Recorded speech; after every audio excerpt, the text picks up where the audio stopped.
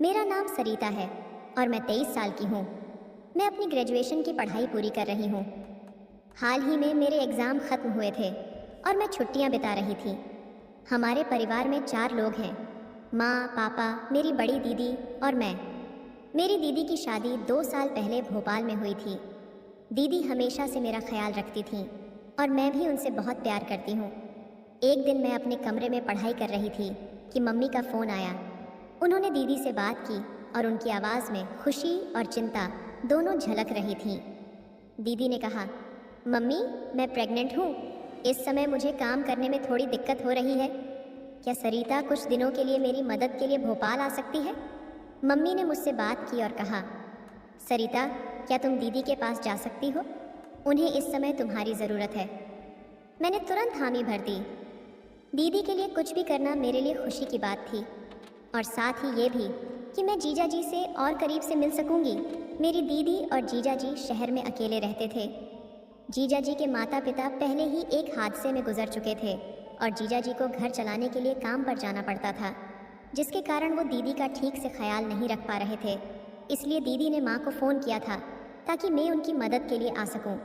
मैंने अगले ही दिन भोपाल जाने की तैयारी शुरू कर दी। मैं दीदी और जीजा जी से मिलने को बहुत एक्साइटेड थी क्योंकि मैं शादी के बाद से दीदी से नहीं मिल पाई थी। मैंने अपनी बैग में दीदी के लिए कुछ चीज़ें रखीं और ट्रेन से भोपाल के लिए रवाना हो गई। वहाँ पहुँचते ही मैंने देखा कि जीजा जी मुझे लेने आए थे। उनकी उपस्थिति ने मेरे दिल में एक अजीब सी हलचल मचा दी। जीजा जी बेहद हैंडसम थे और जैसे ही मैंने उन्हें देखा, मेरी आंखें उनकी तरफ के कहीं, उनका आत्मविश्वास, उनका व्यक्तित्व, सब कुछ मुझे बेहद आकर्षित कर रहा था।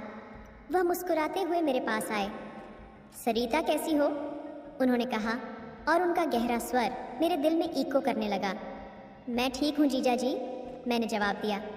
थोड़ा शर्माते हुए जीजा जी ने मेरी बैग उठाई और मुझे अपनी बाइक तक ले गए। जब हम बाइक पर बैठे तो जीजा जी ने कहा, तुम्हारी दीदी बहुत खुश होंगी कि तुम यहाँ आई हो। मैंने कहा, हाँ, मैं भी दीदी और आपका साथ देना चाहती हूँ। जैसे ही उन्होंने बाइक स्टार्ट की, मैंने महसूस किया कि हवा के साथ एक नई ताजगी आ गई है। बाइक तेज़ी से चल रही थी और जीजा जी मेरे पास होने के कारण मुझे एक अनोखा एहसास हो रहा था। क्या तुम भोपाल पहली बार आई हो? उन्होंने पूछा। नहीं, मैंने पहले भी यहाँ आने का सोचा था, मैंने उत्तर दिया।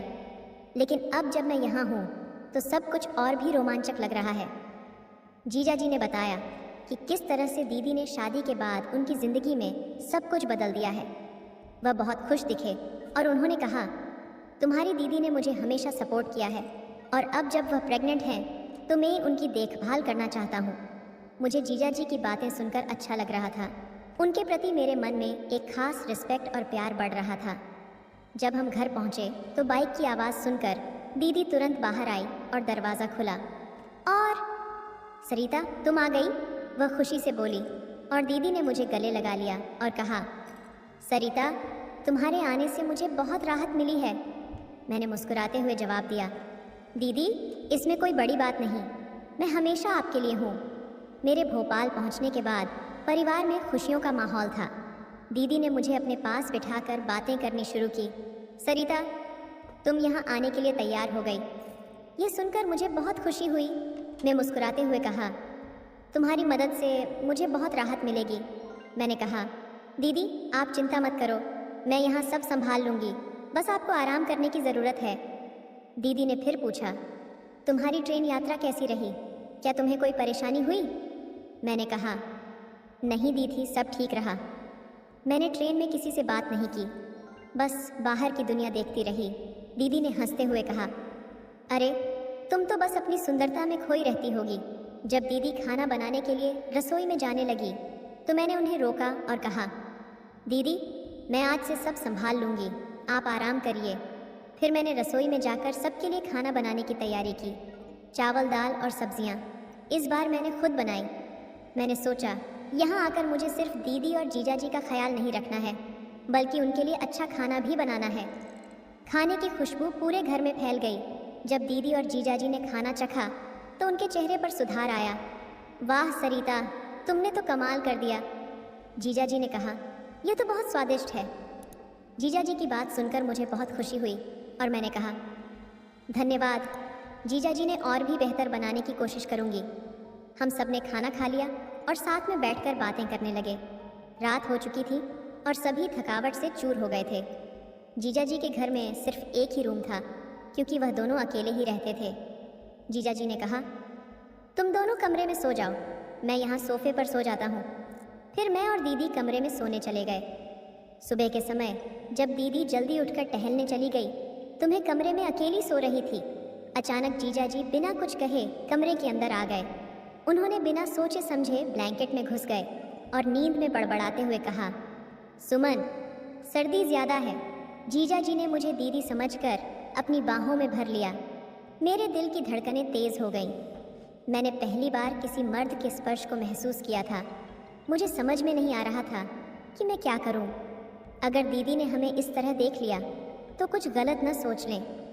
इस डर से मैंने जीजा जी को उठाने की कोशिश की, लेकिन जीजा जी तो उठने का नाम ही नहीं ले रहे थे। थोड़ी देर तक मैं वैसे ही लेती रही। धीरे धीरे मुझे महसूस हुआ कि जीजा जी का स्पर्श मुझे अच्छा लग रहा है। उस ठंडी के मौसम में भी मुझे गर्माहट का अनुभव हो रहा था। मैं बिना कुछ कहे लेटी रही और उनके स्पर्श का आनंद लेती रही। थोड़ी देर बाद मेरे मन में दीदी का ख्याल आया और मुझे लगा कि यह गलत है। मैं जैसे तैसे करके बेड से खिसक गई और बाहर जाकर सोफे पर लेट गई। थोड़ी देर बाद दीदी ने मुझे उठाया और चाय दी। जीजा जी तब तक अपने ऑफिस निकल गए थे। मैंने जल्दी से चाय पी और फ्रेश होने चली गई। फिर मैंने और दीदी ने मिलकर घर का सारा काम संभाल लिया। लेकिन काम करते करते मेरे मन में सुबह का ख्याल ही चलता रहा। मुझे लगा ये केवल आज के लिए ही था। लेकिन अगली सुबह जीजा जी फिर कमरे में आ गए और मुझे दीदी समझ लिया। अब धीरे धीरे मुझे भी अच्छा लगने लगा था। मैं भी जीजा जी के स्पर्श का सुख लेकर उनसे अलग हो जाती थी। इसी तरह 2 हफ्ते गुजर गए। एक दिन मैंने अपनी दीदी से बात की और उनसे कहा, दीदी मुझे कुछ कपड़ों की शॉपिंग करने जाना है। मैंने उन्हें बताया कि कुछ नए कपड़ों की ज़रूरत है और मुझे कुछ समय से यह बात सोचने का मौका नहीं मिला। दीदी मेरे मन की बात समझ गई और वह इस बारे में सहमत हो गई। शाम को जब मेरे जीजा जी ऑफिस से घर आए, दीदी ने उनसे इस विषय में बात की। उन्होंने जीजा जी से कहा, आज सरिता ने मुझे बताया है कि वह कुछ कपड़ों की शॉपिंग करना चाहती है। क्या आप कुछ समय निकाल सकते हैं? दीदी की बात सुनकर जीजा जी मुस्कुराए और फिर उन्होंने कहा, कोई बात नहीं, मैं कल ऑफिस से छुट्टी ले लूँगा।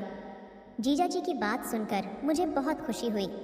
अगली सुबह 10 बजे मैं और जीजा जी शॉपिंग के लिए निकलने को तैयार हो रहे थे, तो मैंने सोचा कि मुझे इस खास दिन के लिए कुछ खास पहनना चाहिए। मैंने अपनी पसंदीदा नीले रंग की जीन्स और एक सफ़ेद टॉप पहना। टॉप पर थोड़े से फूलों के डिज़ाइन थे जो मुझे बहुत पसंद है। मैंने अपने बाल खुले रखे और हल्का सा मेकअप किया। जब जीजा जी ने मुझे देखा तो उन्होंने कहा, वाह, तुम तो बहुत सुंदर लग रही हो। ये कपड़े तुम्हारे ऊपर बहुत अच्छे लग रहे हैं। उनकी तारीफ सुनकर मैं थोड़ी शर्म महसूस करने लगी।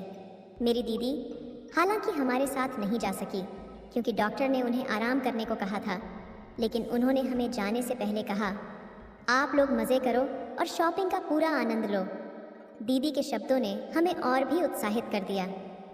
जीजा जी ने बाइक निकाली और मैं उनके पीछे बैठ गई और हम शॉपिंग के लिए चल दिया। हम शॉपिंग मॉल पहुँचे और मैंने कपड़ों की शॉपिंग शुरू कर दी। मैंने कपड़े तो खरीद लिए थे। शॉपिंग के बाद हमने एक मूवी देखने का प्लान बनाया। हमने एक नई कॉमेडी मूवी का टिकट लिया। मूवी देखने के दौरान हमें बहुत हंसी आई और उसने हमारे मूड को और भी अच्छा कर दिया। उसके बाद हम मॉल में घूमने लगे और खाना खाने लगे। मॉल में खाने का मज़ा अलग ही था। जब हम वापस लौटने लगे तो जीजा जी अपनी बाइक चला रहे थे। रास्ते में ट्रैफिक बहुत थी। तभी अचानक से जीजा जी ने ब्रेक मारा। उस समय में उनकी पीठ से लग गई। मुझे थोड़ा अजीब लगा क्योंकि ऐसी स्थिति में मैं थोड़ी असहज महसूस कर रही थी। जीजा जी बार बार ब्रेक मारने लगे जिससे मैं बार बार उनके करीब चली जाती। इस सब के चलते मेरे अंदर एक अलग सी भावना महसूस होने लगी। घंटों बाद हम घर आ गए। उस दिन की शॉपिंग मेरे लिए न केवल कपड़ों की खरीदारी का अनुभव था, बल्कि यह एक यादगार दिन बन गया जिसमें मैंने जीजा जी के साथ बिताया समय, मूवी, स्वादिष्ट खाना और एक दूसरे के साथ के पल का भरपूर एंजॉय लिया। यह दिन हमेशा मेरी यादों में रहेगा। इसी तरह 1 महीना बीत गया। अब दीदी का 9वां महीना चल रहा था, तो उनकी स्थिति ऐसी हो गई थी कि वह खुद से काफ़ी चीज़ें नहीं कर पा रही थी। वह नहाने में असमर्थ थी, इसलिए मैंने फैसला किया कि मैं उन्हें नहलाने में मदद करूंगी। जब मैं दीदी को बाथरूम में नहला रही थी, मैंने उन्हें मदद की, लेकिन जब मैं बाथरूम से बाहर निकले तब अचानक से मेरा पैर स्लिप हो गया और मैं फर्श पर गिर गई। मुझे बहुत दर्द हुआ और मेरे मुंह से चीख निकल गई। दीदी ने जब यह देखा तो उन्होंने घबराते हुए जीजा जी को आवाज़ दी, ज़रा जल्दी आकर देखो, सरोता गिर गई है। उनकी आवाज़ में चिंता थी। जीजा जी तुरंत दौड़ कर आए। जब उन्होंने मुझे गिरा हुआ देखा तो बिना समय गंवाए तुरंत मुझे तुरंत अपनी गोद में उठाया। उनकी गोद में होना मुझे उस वक्त थोड़ी सी राहत दे रहा था, लेकिन साथ ही मुझे चोट लगने की भी चिंता थी। जीजा जी मुझे अपनी गोद में उठाकर मेरे कमरे में ले गए। दीदी उस समय बाथरूम में थी। मेरी कमर में बहुत ज़ोर से चोट लगी थी, जिससे दर्द हो रहा था। जीजा जी ने मुझे संभालते हुए धीरे धीरे ले जाया था ताकि मैं ज़्यादा असुविधा महसूस ना करो। जब हम कमरे में पहुँचे तो उन्होंने मुझे बिस्तर पर लेटा दिया। मुझे बहुत दर्द हो रहा था। जब जीजा जी ने देखा कि मैं दर्द में हूँ तो उन्होंने तुरंत कहा, मैं सुमन को भेजता हूँ, वो तुम्हें दर्द की क्रीम लगा देगी। लेकिन दीदी अभी भी बाथरूम में थी और उस समय मुझे लगा कि इंतज़ार नहीं कर पाऊंगी। मैंने जीजा जी से कहा, जीजा जी दर्द बहुत है, आप ही थोड़ी सी क्रीम लगा दीजिए। उनकी आंखों में एक क्षण के लिए संकोच देखा गया, लेकिन उन्होंने मेरी मदद करने का मन बना लिया। उन्होंने क्रीम उठाई और मेरी कमर पर लगाना शुरू किया। जैसे ही उन्होंने मेरी कमर पर क्रीम लगाई, मुझे थोड़ा सा आराम मिला, लेकिन दर्द की तीव्रता अब भी बनी हुई थी। उस पल का एहसास एक अलग तरह का था। जीजा जी धीरे धीरे क्रीम लगा रहे थे। मुझे दर्द हो रहा था। इस वजह से मेरे मुंह से थोड़ी थोड़ी आवाज़ें निकल रही थीं। अगर इस हालत में मुझे कोई देखता तो पक्का वह अपना होश खो देता। जीजा जी ने भी शायद अपना संयम तोड़ दिया था। उनकी आंखों में गहरी चिंता के साथ साथ कुछ और भी था। शायद वह भी स्थिति में असहज महसूस कर रहे थे। उनकी नज़रें एक झिझक के साथ मेरी ओर देख रही थी, जैसे वह मुझसे कुछ कहना चाहते हो। उनकी आंखों में मेरे प्रति एक झलक थी जो शायद मेरे लिए भी असहजता उत्पन्न कर रही थी। वह मेरी ओर घूर रहे थे, मानो वह मुझे सिर्फ एक सहायता के रूप में न देखकर कुछ और ही समझ रहे हो। इस स्थिति ने मुझे और भी असहज कर दिया। उस पल में मेरा दिल तेज़ी से धड़क रहा था। मुझे ये समझ नहीं आ रहा था कि इस स्थिति का सामना कैसे करूं। मुझे थोड़ी चिंता होने लगी कि क्या यह सब सही है या नहीं। उसके बावजूद मैं महसूस कर रही थी कि जीजा जी का स्पर्श मुझे एक अलग ही तरह का सुकून दे रहा था। अब मुझे भी ध्यान न रहा और मैंने जीजा जी को अपनी तरफ खींच लिया। इतने दिनों से मेरे अंदर जो तूफान चल रहा था, मैं उससे कम करने लगी और जीजा जी पर अपना प्यार बरसाने लगी। जीजा जी भी मेरा साथ दे रहे थे। मैं अपना सारा दर्द भूल सी गई थी। हमें एक दूसरे के करीब हुए थोड़ा ही समय हुआ था कि दीदी के कमरे की तरफ आने की आवाज़ सुनाई दी। हम दोनों जल्दी से अलग हुए। दीदी कमरे में आई और मेरा हाल पूछा। मैंने कहा, दीदी अब थोड़ा सा दर्द है। जीजा जी ने क्रीम लगा दी, जिससे थोड़ी राहत मिल रही है। फिर दीदी भी मेरी कमर की मालिश करने लगी।